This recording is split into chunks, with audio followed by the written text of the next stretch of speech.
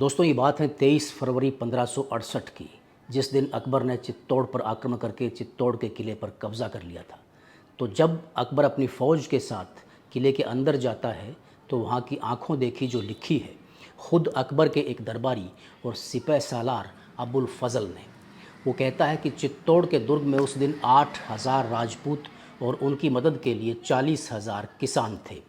इन किसानों ने बादशाह को बहुत सारे कारण बताए। उन्होंने बताया कि युद्ध में हमारी कोई सक्रिय भूमिका नहीं है, हमने कोई डायरेक्ट लड़ाई आपसे नहीं लड़ी है, इसलिए हमारी जान को बख्श दिया जाए।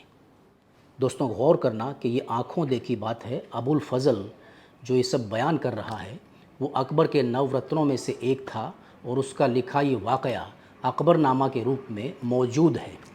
वो आगे कहता है, अपने निर्दोष होने के इतने सारे कारण बताने के बावजूद बादशाह ने उन सभी को यानी 40,000 किसानों को कत्ल करने के आदेश दे दिए और फिर इस कत्लेआम को अंजाम भी दिया गया।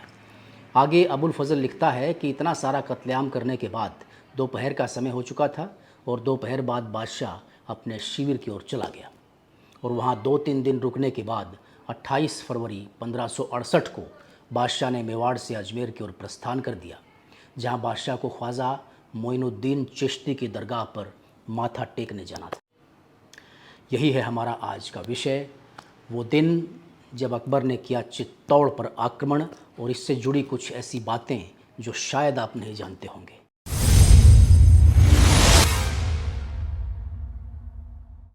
दोस्तों नमस्कार, सत श्री अकाल, आदाब। मैं राकेश सनसनवाल, स्वागत है आपका मेहता इंडिया में। आने वाले ऐसे ही वीडियोस के लिए चैनल को सब्सक्राइब कर लें और बेल आइकन को भी प्रेस कर लें। अबुल फ़ज़ल कहता है कि बादशाह का शाही लश्कर कागरोन के दुर्ग के आसपास था। ये आज के राजस्थान के झालावाड़ में पड़ता है। आहू और काली सिंध नाम की दो नदियों के संगम स्थल पर ये दुर्ग बना हुआ है।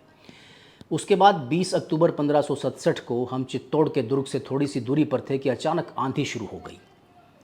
मेघ गर्जना होने लगी, यानी बिजली की गड़गड़ाहट के साथ बारिश शुरू हो गई और लगभग 1 घंटे बाद ये सब बंद हो गया। मौसम साफ़ हो गया और चित्तौड़ का दुर्ग हमें साफ साफ नज़र आ रहा था।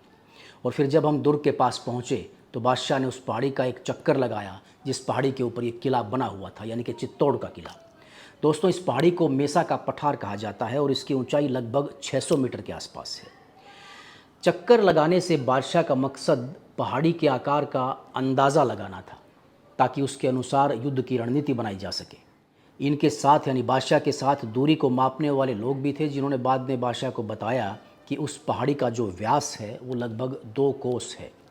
इसके बाद बादशाह ने अपने तोपचियों को किले के चारों तरफ तोपें तैनात करने का आदेश दिया। आदेशानुसार तोपें तैनात कर दी गईं। इनके अलावा किले के बाहर 3 मंच बनाए गए जहां बड़ी बड़ी तोपें तैनात की जानी थी। अबुल फ़ज़ल कहता है कि एक मंच लाकुटा द्वार के सामने लगाया गया जो स्वयं अकबर के अधीन था, लेकिन हसन खान, राय पत्तरदास, काजी अली बगदादी, इख्तियार खान और काबिर खान को इसकी जिम्मेदारी सौंप दी गई थी। दूसरा मंच सुजात खान, राजा टोडरमल, कासिम खान और बर्रू बहर के अधीन था। तीसरा तोप का जो मंच जो था वो ख्वाजा अब्दुल मजीद, असद खान और वज़ीर खान के अधीन था। राणा उदय सिंह इस समय चित्तौड़ के दुर्ग में नहीं था, वो संभवतः उदयपुर या कुंभेर की तरफ चला गया था। दोस्तों यहाँ आपको बता दें कि उस समय चित्तौड़ की गद्दी पर राणा उदय सिंह का शासन था और 1559 ईस्वी में उन्होंने उदयपुर की स्थापना कर दी थी। तो इसकी सुरक्षा के लिए वो उदयपुर और कुंभलगढ़ की तरफ गए हुए थे और चित्तौड़ दुर्ग की जिम्मेदारी उन्होंने जयमल राठौड़ और फत्ता सिसोदिया को सौंप रखी थी, जिन्हें संयुक्त रूप से जयमल फत्ता भी कहा जाता था। अब वापस अबुल फ़ज़ल पर आते हैं। वो लिखता है कि बादशाह ने हुसैन कुली ख़ान को राणा को पकड़ने के लिए भेजा, लेकिन हुसैन कुली ख़ान उनको नहीं पकड़ पाया तो उसको अकबर के द्वारा वापस बुला लिया गया। राणा ने यहाँ से जाने से पहले दुर्ग में 5,000 सैनिकों को छोड़ दिया था। दुर्ग के आसपास के सभी जो खेत खलिहान थे उनको उजाड़ दिया गया था। वहाँ से हमें अनाज का एक भी दाना नहीं मिला, ये अबुल फ़ज़ल कहता है। दुर्ग के अंदर इतने राशन और अनाज की व्यवस्था पहले ही कर दी गई थी कि कई वर्षों तक ये ख़त्म होने वाला नहीं था। आगे अबुल फ़ज़ल कहता है कि दुर्ग का घेरा डाले 1 महीना बीत चुका था। 1 महीने बाद कुछ लोग दुर्ग से हमसे मिलने के लिए आए, जिनमें से एक थे सांडा शिलेदार और दूसरे थे साहिब खान। उन्होंने अनुनय विनय की और कहा कि बादशाह के दरबार में प्रतिवर्ष कर भेज दिया जाएगा और हम बादशाह की प्रजा बन जाएंगे। कई मुग़ल अधिकारियों ने यह प्रस्ताव पसंद किया और बादशाह से इस विषय में निवेदन भी किया उन्होंने सलाह दी कि समझौता करके घेरा उठा लिया जाए, लेकिन बादशाह अकबर ने ये बात नहीं मानी।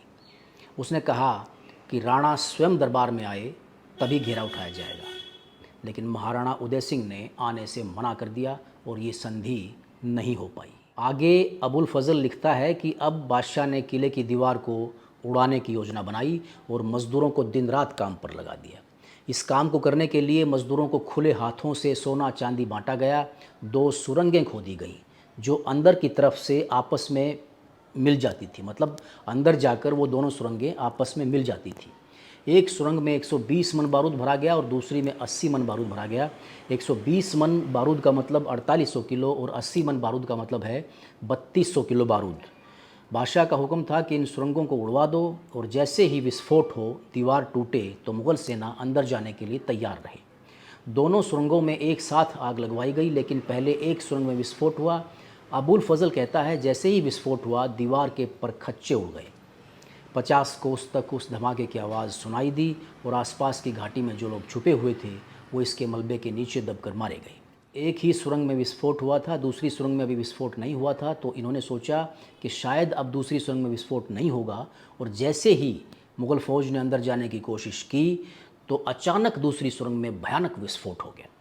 तो अबुल फजल कहता है कि इस विस्फोट में हमारे 200 लोग मारे गए। हाथ और पाँव हवा में उड़ते हुए नज़र आ रहे थे। इनमें कई महत्वपूर्ण लोग मारे गए, कई तो ऐसे थे कि जिनको बादशाह पर्सनली जानते थे। और अब अबुल फजल कहता है कि वो रात आ चुकी थी जब हमें किले के भीतर प्रवेश करना था।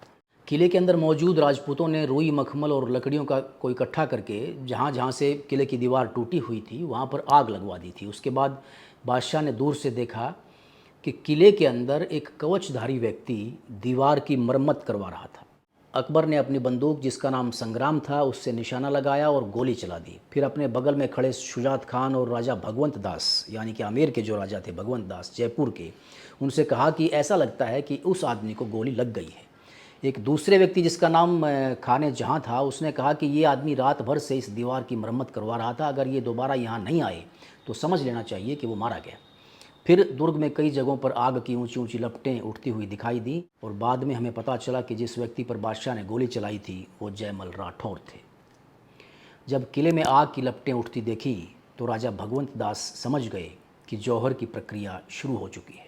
अबुल फजल जौहर के बारे में लिखता है कि जब किले पर हमला होता या विपत्ति आती और सभी वीर पुरुष मारे जा चुके होते तो किले में चंदन की और दूसरी लकड़ियों को इकट्ठा किया जाता, उनमें तेल डाला जाता और किले में मौजूद सभी महिलाओं को, जिनमें रानियां, दासियां और दूसरी औरतें होती थीं, उनको किले में मौजूद कठोर हृदय वाले लोग पकड़कर आग में धकेल देते थे। लेकिन दोस्तों ऐसा नहीं था, बल्कि वो महिलाएं स्वेच्छा से अपना बलिदान देती थी। इसका कारण ये था कि पुरुषों के मारे जाने के बाद उनके मृत शरीर भी दुश्मन के हाथ ना लगने पाए। बादशाह का आदेश था कि सुबह दुर्ग में प्रवेश किया जाएगा। सुबह हुई तो सेना ने दुर्ग में प्रवेश किया। पहले किले में हाथियों को प्रवेश करवाया गया, जिनकी संख्या लगभग 300 थी। वो इसलिए ताकि किले के अंदर जो बचे हुए लोग थे उनको हाथियों के पैरों के नीचे कुचलवा दिया जाए। एक हाथी का नाम था कादिरा। वो अंदर गया तो एक गली में बहुत सारे लोग थे जिनको उसने पैरों के तले कुचल दिया। एक दूसरा हाथी जिसका नाम था मधुकर, उस पर ईश्वर चौहान ने खंजर से हमला किया। उसकी सूंड में खंजर घोंपा और फिर उसके दांत को पकड़कर उसके ऊपर चढ़ गया। लड़ते हुए कई लोगों को उसने मारा और मरने से पहले कहा कि इस बात की खबर अपने बादशाह को ज़रूर देना कि मैंने ऐसा किया है। यहाँ अबुल फजल एक और राजपूत योद्धा के बारे में कहता है कि एक राजपूत ने जांगिया नामक हाथी की सूंड को अपनी तलवार से काट डाला और मरने से पहले वो खूब लड़ा। 30 आदमियों को उसने घायल किया और हमारे 15 आदमियों को उसने मौत के घाट उतार दिया। आगे ये लिखता है कि हमारे एक हाथी ने एक व्यक्ति को अपने पैरों तले कुचल दिया। फिर बादशाह के कहने पर सूंड से उठाकर उसको बादशाह के पास लाया गया। अभी भी वो जिंदा था, तड़प रहा था। बाद में पता चला कि वो फत्ता था, फतेह सिंह सिसोदिया। वो कहता है कि चित्तौड़ के दुर्ग में उस दिन 8000 राजपूत और उनकी मदद के लिए 40,000 किसान थे। इन किसानों ने बादशाह को बहुत सारे कारण बताए। उन्होंने बताया कि युद्ध में हमारी कोई सक्रिय भूमिका नहीं है, हमने कोई डायरेक्ट लड़ाई आपसे नहीं लड़ी है, इसलिए हमारी जान को बख्श दिया जाए। दोस्तों गौर करना कि ये आंखों देखी बात है। अबुल फजल जो ये सब बयान कर रहा है वो अकबर के नवरत्नों में से एक था और उसका लिखा ये वाक़या अकबरनामा के रूप में मौजूद है। वो आगे कहता है अपने निर्दोष होने के इतने सारे कारण बताने के बावजूद बादशाह ने उन सभी को यानी 40,000 किसानों को कत्ल करने के आदेश दे दिए और फिर इस कत्लेआम को अंजाम भी दिया गया। आगे अबुल फजल लिखता है कि इतना सारा कत्लेआम करने के बाद दोपहर का समय हो चुका था और दोपहर बाद बादशाह अपने शिविर की ओर चला गया और वहाँ 2-3 दिन रुकने के बाद 28 फरवरी 1568 को बादशाह ने मेवाड़ से अजमेर की ओर प्रस्थान कर दिया, जहाँ बादशाह को ख्वाजा मोइनुद्दीन चिश्ती की दरगाह पर माथा टेकने जाना था। अबुल फजल कहता है कि जब हम मेवाड़ की तरफ आ रहे थे तो बादशाह ने कहा कि अगर मैं चित्तौड़ को जीत लूँगा तो अजमेर में ख्वाजा मोइनुद्दीन चिश्ती की दरगाह पर माथा टेकूँगा। दोस्तों, इसके बाद ज़्यादा कुछ ना कहते हुए हम इस बात का निर्णय आप पर छोड़ते हैं और उम्मीद करते हैं कि आप कमेंट करके हमें बताएंगे कि हिंदुस्तान के महान बादशाह सम्राट अकबर के इस कृत्य के बारे में आप कितना जानते थे और आपका इसके बारे में क्या कहना है। धन्यवाद। नमस्कार।